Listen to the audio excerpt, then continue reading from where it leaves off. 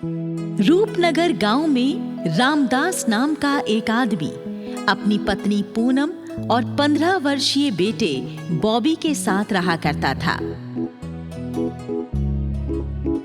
कुछ साल पहले एक सड़क हादसे में रामदास की एक टांग कट गई थी, इसलिए रामदास एक पैर से विकलांग हो गया था और अब वो बैसाखी के सहारे चलता था। रामदास हनुमान जी की पूजा किया करता और बंदरों को केले खिलाया करता था। ये उसका रोज का नियम था। जब कभी रामदास का बेटा बॉबी रामदास से कहता, पिताजी, आप हर रोज बंदरों को केले क्यों खिलाते हैं? बंदरों पर पैसे खर्च करके आपको क्या लाभ होता है? बेटा, ये बंदर हनुमान जी के सैनिक हैं और मैं बजरंगबली का भक्त हूँ। मैं इनकी सेवा करूंगा, तभी तो बजरंगबली भी मुझसे प्रसन्न होंगे। अच्छा, तो ये बात है। तो फिर ठीक है, मैं भी कल से बजरंगबली के इन सैनिकों की सेवा किया करूंगा। गांव के बाहर वाले मेन रोड के किनारे पर रामदास की 1 बीघा पुश्तैनी जमीन थी, जिस पर रामदास ने एक छोटा सा ढाबा खोला हुआ था।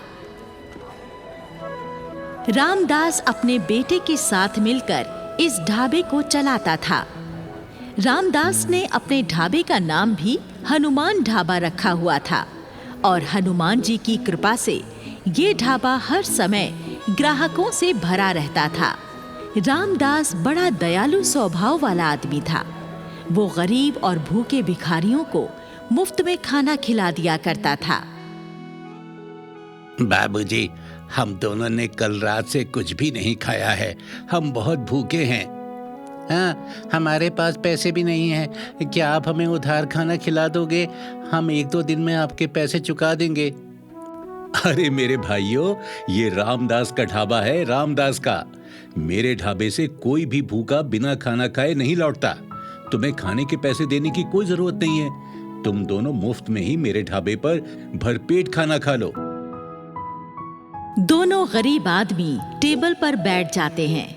बॉबी उन्हें खाना परोस देता है और दोनों भरपेट खाना खाकर चले जाते हैं। इसी दिनचर्या के साथ रामदास का जीवन आराम से गुजर रहा था। गांव का एक चौधरी हुकम सिंह बड़ा ही दुष्ट और भूमाफिया था।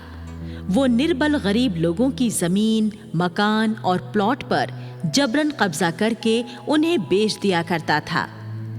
रामदास के ढाबे पर भी चौधरी की नजर थी।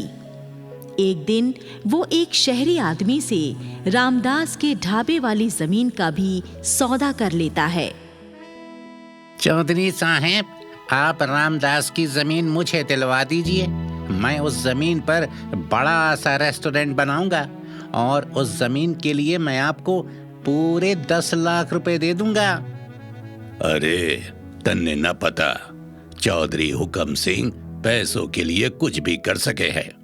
तुम तो बस 10 लाख रुपए तैयार रखो। 1 हफ्ते के भीतर भीतर वो लंगड़ा रामदास इस ढाबे वाली जमीन को थारे नाम लिख देगा। तो फिर ठीक है चौधरी साहब, अब मैं 1 हफ्ते के बाद ही रुपए लेकर आऊंगा आपके पास, और वो भी पूरे 10 लाख। शहरी आदमी वहां से चला जाता है। फिर रात हो जाती है। रामदास अपने घर में अपनी पत्नी और बेटे के साथ खाना खा रहा होता है तो रामदास कहता है, सुनो पूनम, बहुत दिनों से ना मेरी इच्छा है कि मैं हनुमान जी के मंदिर में भक्तों के लिए ठंडे पानी की मशीन लगवा दूं। तुम्हारा क्या ख्याल है, कैसा रहेगा? हाजी, ठीक रहेगा। प्यासों की प्यास बुझाना तो बड़े पुण्य का काम है। पिताजी, आप सोच विचार मत कीजिए, अपनी इस इच्छा को अवश्य पूरी कीजिए। तो फिर ठीक है बेटा, तुम 1-2 दिन में ना शहर चले जाना और एक अच्छी सी मशीन लाकर मंदिर में फिट करा देना। उसके बाद तीनों लोग खाना खाकर सोने चले जाते हैं। फिर सुबह हो जाती है। रामदास और बॉबी तैयार होकर अपने ढाबे पर जाने ही वाले होते हैं कि तभी वहां चौधरी हुकम सिंह अपने 2 चेलों के साथ आ जाता है और कहता है, रे भाई रामदास, तूने काफी दिन अपना ढाबा चलाकर नोट कमा लिए। अब तू ऐसा कर, अपनी ढाबे वाली जमीन मुझे बेच दे। मैं वहां बढ़िया सा रेस्टोरेंट बनाऊंगा। चौधरी साहब, कैसी बातें कर रहे हैं आप? वो तो मेरी पुश्तैनी जमीन है। उस जमीन पर बने मेरे ढाबे से मेरे परिवार का पेट पलता है।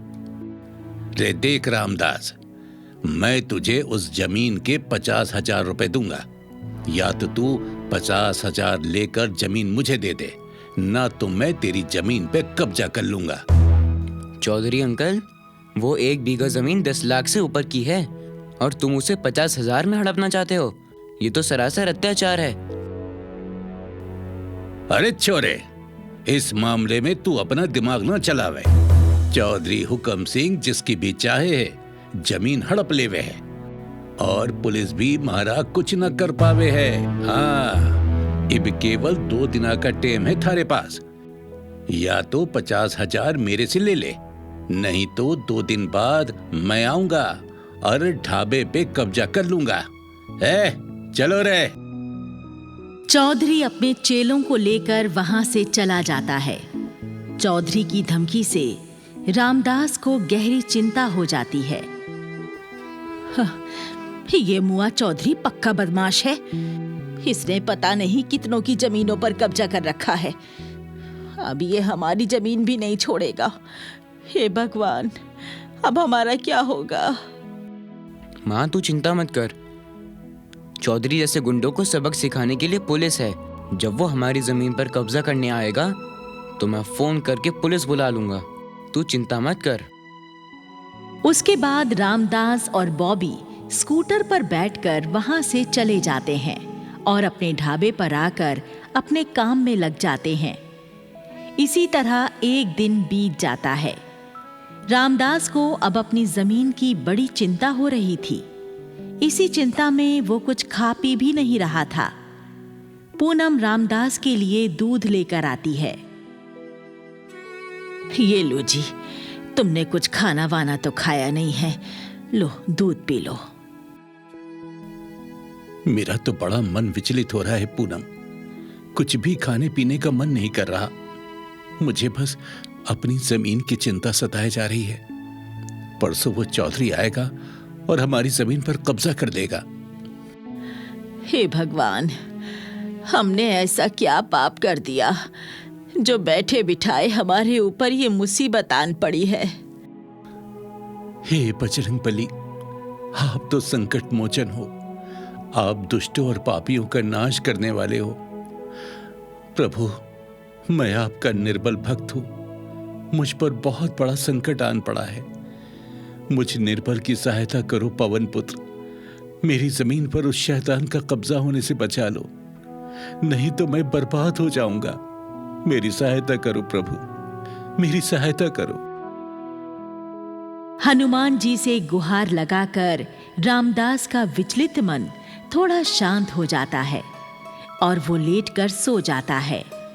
फिर एक दिन और गुजर जाता है और हर दिन की तरह आज रामदास अपने बेटे बॉबी के साथ अपने ढाबे पर आता है और हनुमान जी की तस्वीर पर धूप बत्ती आदि करके अपने काम में व्यस्त हो जाता है।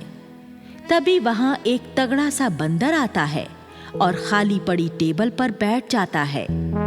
रामदास बंदर को प्रणाम करके उसे केले खाने के लिए दे देता है। बंदर आराम से बैठकर केले खाने लगता है और रामदास अपने ढाबे के काम में व्यस्त हो जाता है।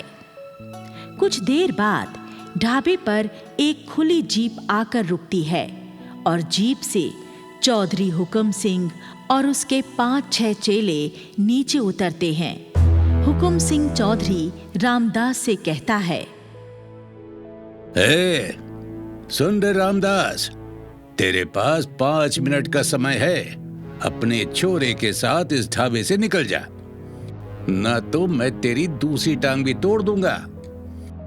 चौधरी साहब, भगवान के लिए मुझ निर्बल पे दया कर दो। मेरी जमीन पे कब्जा मत करो, मैं आपके आगे हाथ जोड़ता हूँ। पिताजी, आप इन गुंडों के सामने हाथ मत जोड़िए। मैं अभी पुलिस को फोन करके यहाँ बुलाता हूँ। बॉबी अपने मोबाइल में नंबर मिलाने लगता है तो चौधरी बॉबी का मोबाइल छीनकर जमीन पर पटक देता है और अपने चेलों से कहता है, अरे हरामखोरो, खड़े खड़े तमाशा क्यों देख रहे हो? इन दोनों बाप बेटों को मार मार कर यहाँ से भगा दो और इस ढाबे पर कब्जा कर लो। इससे पहले कि चेले कोई हरकत करते, टेबल पर बैठा हुआ बंदर हरकत में आ जाता है और चौधरी और उसके चेलों को उठा उठा कर पटकने लगता है। बंदर सारे गुंडों को पीट पीट कर बेहाल कर देता है। रामदास बंदर के सामने हाथ जोड़कर कहता है, हे वानर देवता, आप कोई साधारण बंदर नहीं हैं। आप कौन हैं? कृपया बताइए, आप कौन हैं? तभी बंदर गायब हो जाता है और वहां हनुमान जी प्रकट होते हैं। हनुमान जी को साक्षात रूप में सामने देखकर रामदास कहता है, हे बजरंगबली, मुझे निर्बल की सहायता करने के लिए आप स्वयं पधार गए। मैं तो आपके दर्शन मात्र से ही धन्य हो गया। आपने मेरा संकट दूर कर दिया। आपका बहुत बहुत धन्यवाद प्रभु, बहुत बहुत धन्यवाद। रामदास, मैं तुम्हारी सेवा भक्ति से प्रसन्न हूं। मेरे होते मेरे भक्त पर कोई संकट कैसे आ सकता है? अब तुम्हें इन दुष्टों से डरने की आवश्यकता नहीं है। इन्हें इनकी दुष्टता का दंड मिल चुका है। अब ये तुम्हें कुछ नहीं कहेंगे। तुम निश्चिंत होकर अपना व्यापार करो। मेरा आशीर्वाद सदैव तुम्हारे साथ रहेगा। आशीर्वाद देकर हनुमान जी अंतर्ध्यान हो जाते हैं। रामदास चौधरी से कहता है, क्यों चौधरी साहब, आप अब भी मेरी जमीन पर कब्जा करोगे क्या? चौधरी और उसके चेले रामदास के पैरों में गिर जाते हैं। चौधरी कहता है, अरे अरे मार डाला। नहीं नहीं रामदास भैया, मुझे पता नहीं था कि आपके ऊपर बजरंगबली की कृपा है। नहीं तो मैं ये भूल कभी नहीं करता। और अब मैं वादा करता हूं, आज के बाद कभी किसी निर्बल को नहीं सताऊंगा। इस आश्चर्यजनक घटना के बाद चौधरी ने फिर कभी किसी गरीब या निर्बल को नहीं सताया। रामदास पहले की तरह आज भी अपना ढाबा चला रहा है और हनुमान जी की वानर सेना को केले खिलाकर पुण्य कमा रहा है।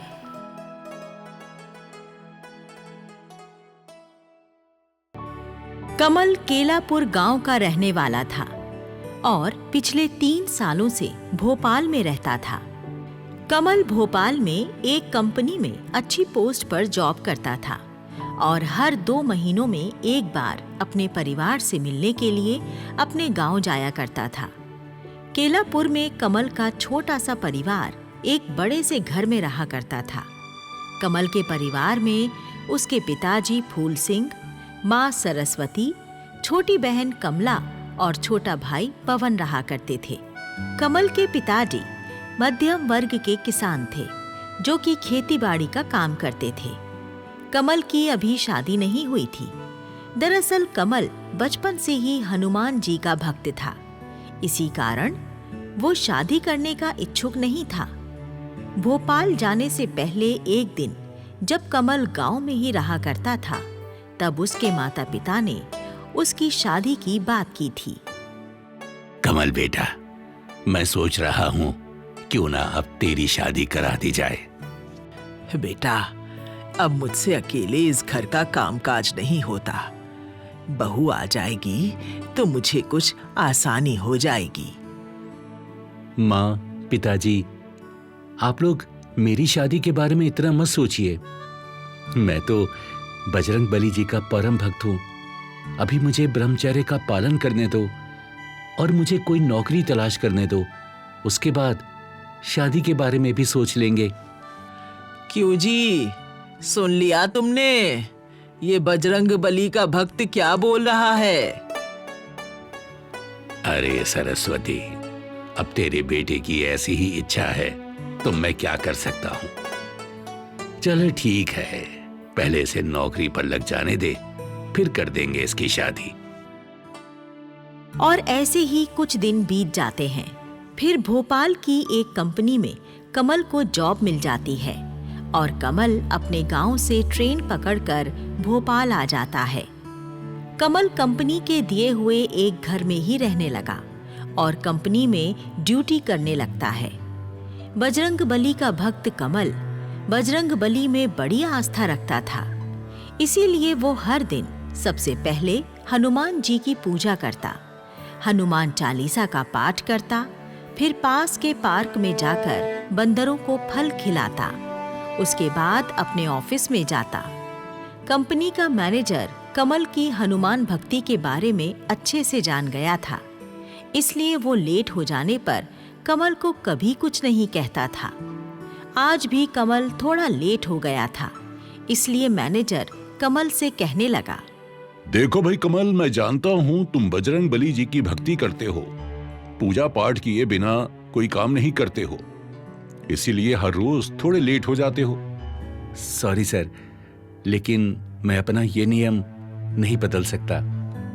हाँ हाँ भाई, मैं जानता हूँ तुम बहुत मेहनती हो, 2 लोगों का काम अकेले करते हो। मुझे तुम्हारे लेट आने से कोई प्रॉब्लम नहीं है, तुम अपने नियम का पालन करते रहो बस। आप बहुत अच्छे हैं सर, आपका बहुत बहुत धन्यवाद। उसके बाद कमल अपने केबिन में जाकर अपने काम में व्यस्त हो गया। इसी प्रकार कमल के दिन गुजर रहे थे। फिर एक दिन की बात है, सुबह का समय था और आज कमल के ऑफिस की छुट्टी भी थी। कमल पार्क में बंदरों को केले खिलाने के बाद सोचने लगा,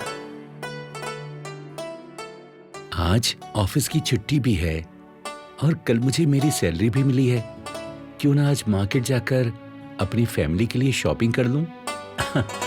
ये ठीक रहेगा।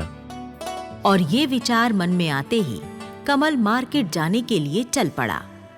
कमल हनुमान जी का एक भजन गुनगुनाने लगा, जो भी सच्चे मन से बजरंगी को सदा लगाते हैं, संकट मोचन हनुमान जी उसके सारे कष्ट मिटाते हैं।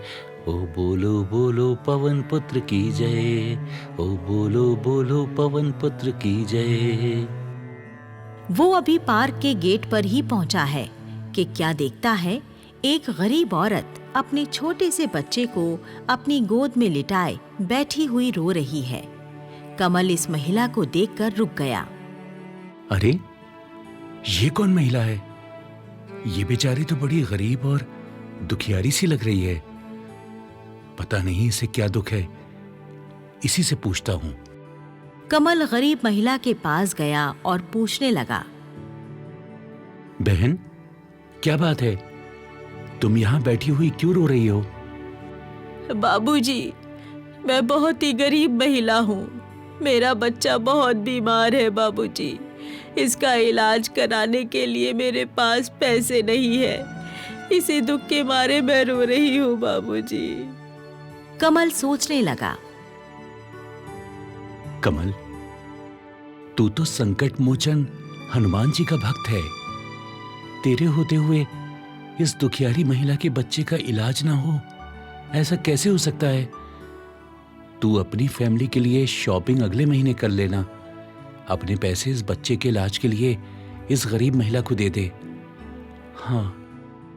और ये सोचकर कमल अपनी सैलरी के सारे पैसे उस गरीब महिला को दे देता है। बहन, ये पैसे लो और किसी अच्छे से क्लिनिक में जाकर अपने बच्चे का अच्छी तरह से इलाज कराओ। आप बहुत दयालु हो बाबूजी। आज जैसे आपने मेरी मदद की है, किसी दिन मुसीबत का समय पड़ने पर भगवान जी आपकी मदद जरूर करेंगे। फिर कमल वहां से अपने घर चला आया और ऐसे ही 10-15 दिन और बीत गए। और एक दिन जब कमल अपने ऑफिस में काम कर रहा था तो उसके मोबाइल पर उसकी माँ की कॉल आई। नमस्ते माँ, कैसी हैं आप? बताइए, क्यों कॉल किया आपने? बेटा, तुम्हें एक बात बतानी थी। हमने एक इमरजेंसी के कारण तुम्हारी छोटी बहन कमला की शादी तय कर दी है।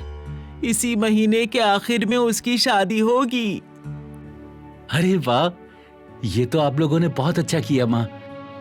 मुझे क्या करना है मुझे बताइए ना।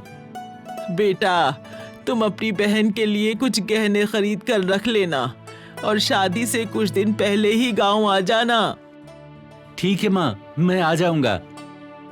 बहन की शादी से 2 दिन पहले ही कमल अपने ऑफिस से 1 हफ्ते की छुट्टी ले लेता है और अपनी बहन कमला के लिए ज्वेलरी शॉप से गहने खरीदता है, कुछ शॉपिंग भी करता है और अपने गांव जाने के लिए ऑनलाइन रेलवे टिकट बुक कर लेता है। फिर वो दिन आता है जिस दिन का कमल को अपने गांव जाने का इंतजार था। रेल यात्रा करनी थी। रेल दोपहर में छूटने वाली थी, इसलिए निर्धारित समय से पहले ही कमल अपना बैग लेकर रेलवे स्टेशन पर पहुंच गया। ट्रैक पर ट्रेन रेडी खड़ी हुई थी। कमल ट्रेन में चढ़कर अपनी सीट पर बैठ गया। कुछ देर बाद ट्रेन चल पड़ी। 6 घंटों की यात्रा के बाद जब ट्रेन कमल के गांव केलापुर के स्टेशन पर रुकी तो उस समय रात के 8 बज चुके थे। कमल अपना बैग लिए ट्रेन के डब्बे से नीचे उतरा और एक पैडल रिक्शा वाले के पास आकर कहने लगा, भैया, मुझे केलापुर जाना है, चलोगे? भाई साहब, रात के समय कोई भी रिक्शा वाला आपको केलापुर नहीं लेकर जाएगा। क्यों भैया, रात के समय केलापुर जाने में क्या परेशानी है? अरे भाई साहब, तुम्हें नहीं पता, कुछ दिनों से रात के समय केलापुर जाने वाले रास्ते पर लूटपाट की घटनाएं हो रही हैं। 2 मर्डर भी हो चुके हैं। बस यही कारण है कोई रिक्शा वाला रात के समय केलापुर नहीं जाता। कमल सोचने लगा, लगता है लुटेरों का कोई गिरोह हमारे गांव के इलाके में आ गया है। अब कोई रिक्शे वाला तो जाएगा नहीं, मुझे पैदल ही अपने गांव जाना पड़ेगा। अपने बजरंगबली को याद करते हुए चलता हूँ। और कमल हनुमान चालीसा का पाठ करता हुआ पैदल ही गांव की ओर चल पड़ा। जय हनुमान ज्ञान गुण सागर, जय कपीस तिहुँ लोक उजागर, रामदूत अतुलित बलधामा, अंजनी पुत्र पवन सुत नामा, जय हनुमान ज्ञान गुण सागर, जय कपीस तिहुँ लोक उजागर। हनुमान चालीसा का पाठ करता हुआ कमल जंगल के रास्ते से गुजरता जा रहा था कि अचानक उसके सामने 5 हथियारबंद डकैत आ गए और उसको घेर लिया। डकैतों का सरदार गरजदार आवाज में कहने लगा, अरे ओ लौंडे, जो कुछ भी कीमती सामान तेरे पास है चुपचाप हमारे हवाले कर दे, नहीं तो हम तुझे जान से मारकर तेरा सामान लूट लेंगे। कमल डर के मारे थर थर कांपने लगा और बजरंग बली को सहायता के लिए पुकारने लगा। हे बजरंगबली, हे बजरंगबली, हे पवन पुत्र, मेरी रक्षा करो प्रभु, मुझे इन डकैतों से बचाओ, मुझे इन डकैतों से बचाओ प्रभु, मेरी रक्षा करो, मेरी रक्षा करो। तभी वहां पर अंधेरे में एक दिव्य प्रकाश पुंज चमकता है और स्वयं हनुमान जी प्रकट हो जाते हैं। हनुमान जी अपनी गदा से 5 डकैतों को पीट पीट कर बेहोश कर देते हैं और फिर कमल से कहते हैं, पुत्र, अब तुम सुरक्षित हो। तुम्हें इन दुष्टों से भयभीत होने की कोई आवश्यकता नहीं है।